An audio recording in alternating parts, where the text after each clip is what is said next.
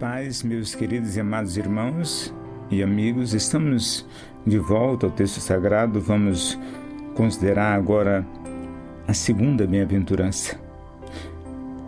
A nossa igreja está estudando esses dias as bem-aventuranças. São 8 bem-aventuranças. Embora a última ela se repita, ela é reformulada uma segunda vez. As bem-aventuranças, elas é o início do Sermão do Monte.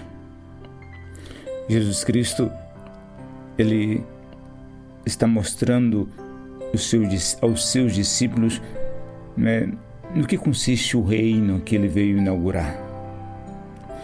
O Dr. Martin Lloyd-Jones interpretou as bem-aventuranças. Aliás, ele interpretou todo o Sermão do Monte em um livro majestoso. O nome do livro é O Sermão do Monte. Mais de 500 páginas. Não perca a oportunidade. Leia esse livro e que Deus o abençoe poderosamente. Então, ao interpretar as bem-aventuranças nesse livro, que na realidade foi uma série de pregações durante muitos anos, então ele trata desse assunto e diz que a bem-aventurança, ela descreve o caráter do cristão. Ele diz que o cristão é uma pessoa muito especial. Olha que coisa, muito especial. Então, Jesus Cristo, ele não ficou satisfeito em fazer apenas uma declaração que o descrevesse. Então, ele usou 8 características. Olha, ele diz que o cristão é como um cristal. Tem múltiplas facetas. Que maravilha, não é verdade? Isso é bom. E hoje nós iremos estudar a segunda bem-aventurança. No domingo à noite, o pastor Ari falou sobre a primeira bem-aventurança. Então hoje nós vamos falar sobre a segunda bem-aventurança. Bem-aventurados que choram, porque serão consolados. Vamos dar ao estudo de hoje, que está baseado nessa bem-aventurança, que é Mateus 5:4.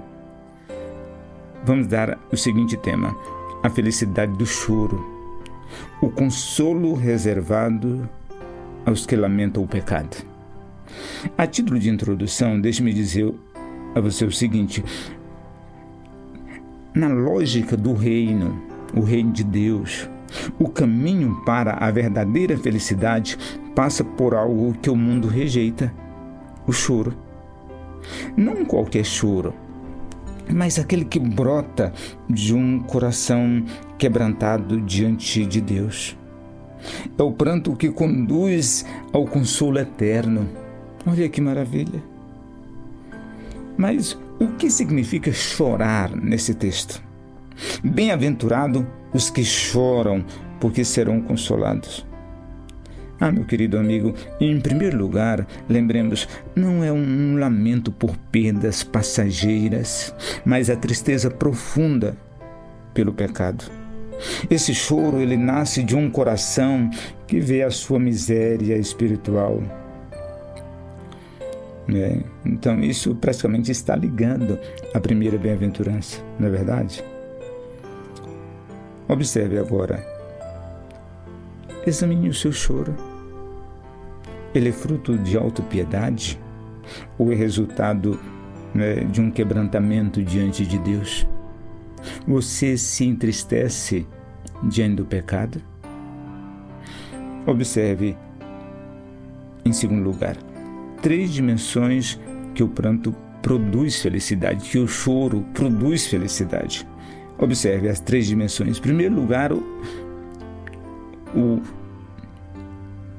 cristão, aquele a quem o Senhor Jesus Cristo está descrevendo no Sermão do Monte, nas bem-aventuranças, ele é alguém que chora pelo seu próprio pecado.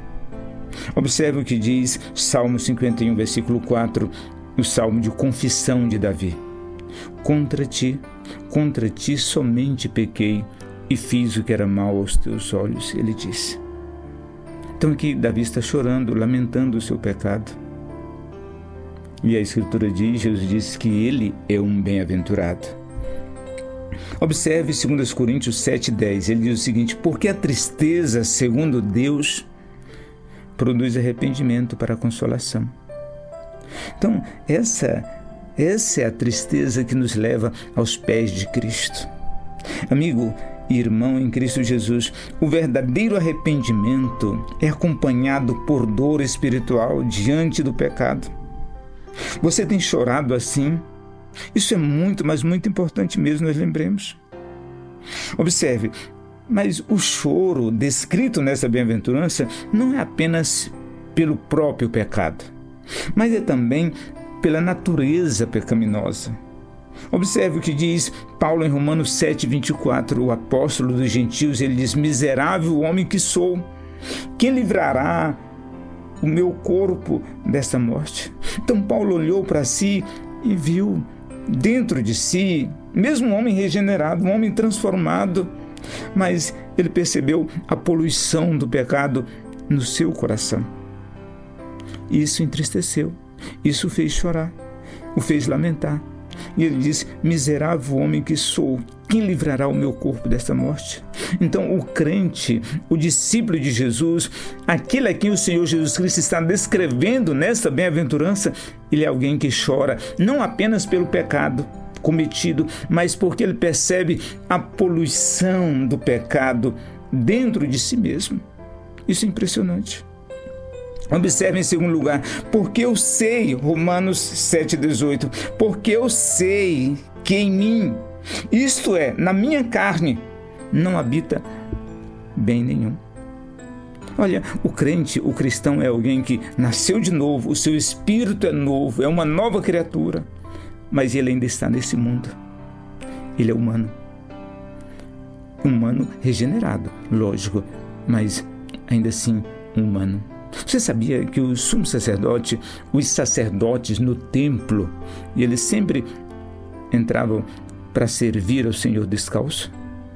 Era para ficasse claro que ele ainda era, embora fosse uma pessoa que estivesse a incumbência de mediar a relação do homem com Deus, ele ainda era humano, estava nessa terra. Então o crente chora porque ele é humano. Ele percebe que o pecado, os maus desejos, os maus pensamentos, ele aninha no seu coração algumas coisas que ele não quer, que ele odeia. Mas ainda assim, ele percebe que ele está presente. Ele é surpreendido com esse tipo de comportamento que brota do seu próprio coração. Olha que coisa impressionante. Observe o que disse David Brenner. David Brenner foi um pastor. Ele viveu em 1740, no século XVIII, E ele então diz o seguinte, ele diz da seguinte forma, Brenner diz da seguinte forma: em minhas devoções, ele disse isso, ele tomou essa nota no dia 18/10/1740. Ele diz: em minhas devoções matinais, minha alma se desfez em lágrimas e chorei amargamente, de minha maldade e vileza. Então, aqui está um homem que está chorando pela maldade, ou melhor, chorando pela poluição do pecado no seu próprio coração. E é isso que Jesus Cristo está falando. Bem-aventurados que choram não apenas por causa do seu próprio pecado, mas por causa da poluição do pecado no seu próprio coração. Então ele chora. Reconhecer a nossa inclinação ao mal, meu querido amado irmão, não nos leva ao desespero, mas nos leva à dependência do Eterno, à dependência do Salvador. Nos conduz aos pés de Cristo. Esse é o objetivo. Então, grave isso no seu coração, lembre sempre disso. Observe, mas o crente, o discípulo de Jesus, ele não é apenas alguém que chora pelo seu pecado, chora pela poluição do pecado que está dentro de si, mas ele também chora pelo pecado dos outros. Observe esse texto, Salmo 119, 136. Os meus olhos derramam rios de lágrimas, porque os homens não guardam a tua lei. Então, o verdadeiro cristão é alguém que olha para esse mundo e lamenta o estado e a condição desse mundo. Como podem um Deus tão gracioso ser desprezado por pessoas como estas fazem? Desprezam o eterno, embora o fôlego de vida que está nas suas narinas sejam concedida pelo próprio Deus. Então, lembre disso. Então, ele chora pelo pecado do seu semelhante. E quando versículo Lucas 19:41 descreve Jesus Cristo chorando, e quando chegou perto e viu a cidade, Jesus chorou sobre ela. Então, nós choramos pelo pecado do nosso semelhante também.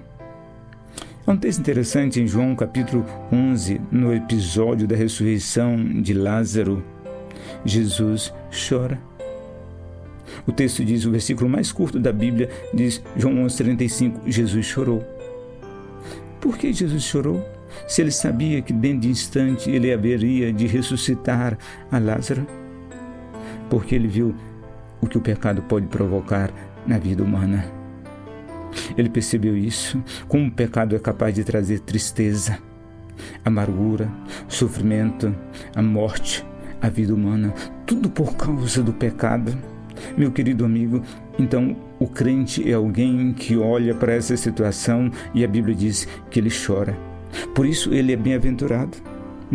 Observe, um coração parecido com o de Cristo, ele se entristece profundamente com a rebeldia humana.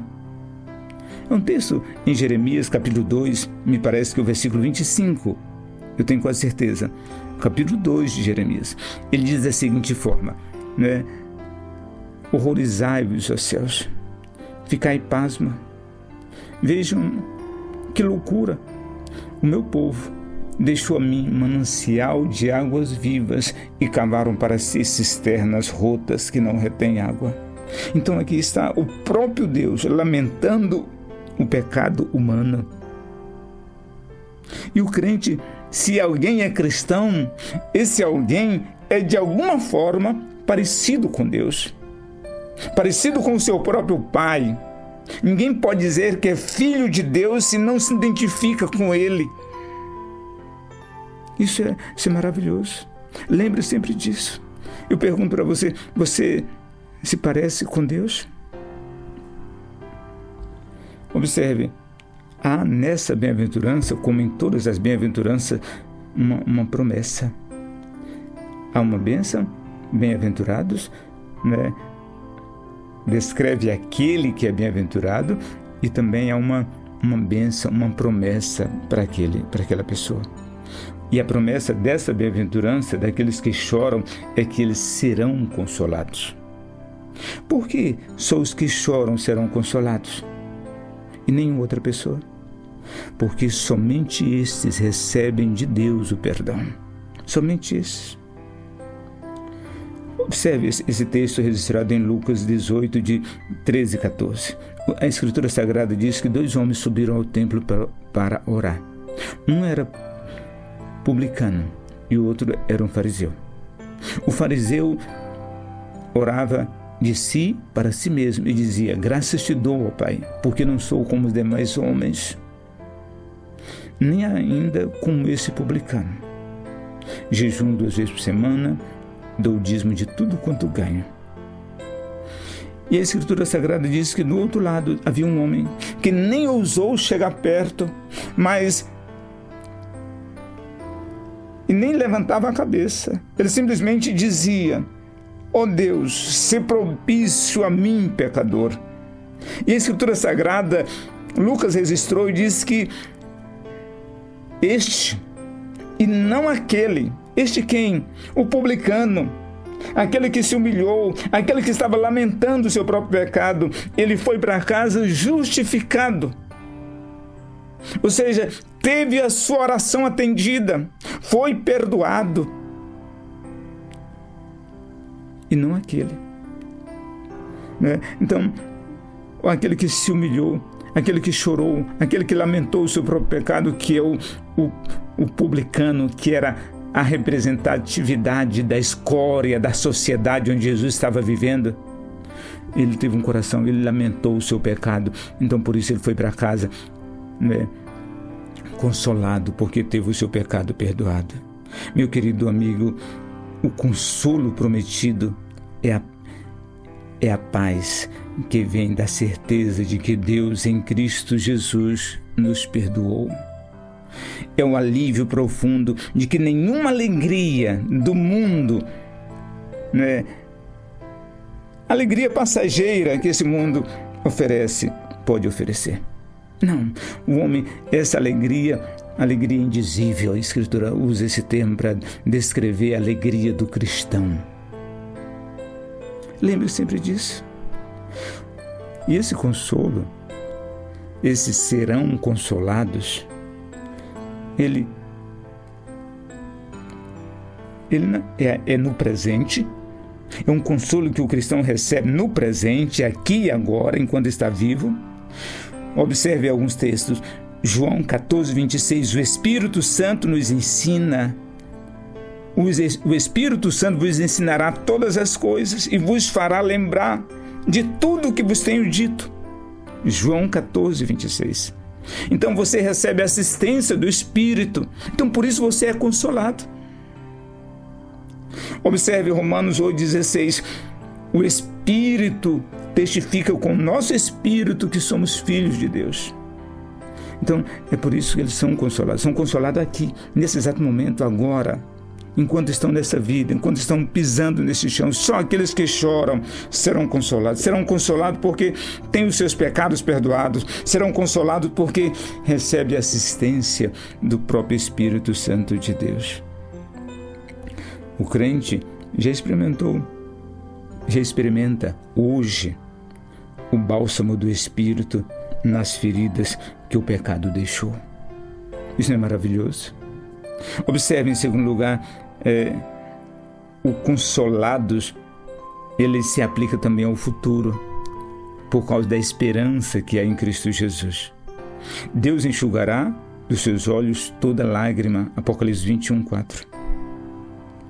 Isaías, capítulo 25, versículo 8, diz o seguinte: aniquilará a morte para sempre. Assim enxugará o Senhor Deus as lágrimas de todos os rostos. Uma promessa messiânica que claramente se cumpriu em Cristo Jesus e está se cumprindo todos os dias através do nosso bendito Senhor e Salvador Jesus Cristo. Meu querido amigo, a nossa esperança está na certeza de que o pecado que causa todo o pranto será destruído para sempre. Um dia o pecado não mais terá domínio sobre nós. E por isso o crente é consolado. Que Deus abençoe você e a mim nessa ocasião, poderosamente. É a minha oração, em nome de Jesus. Amém, e amém, amém, e amém.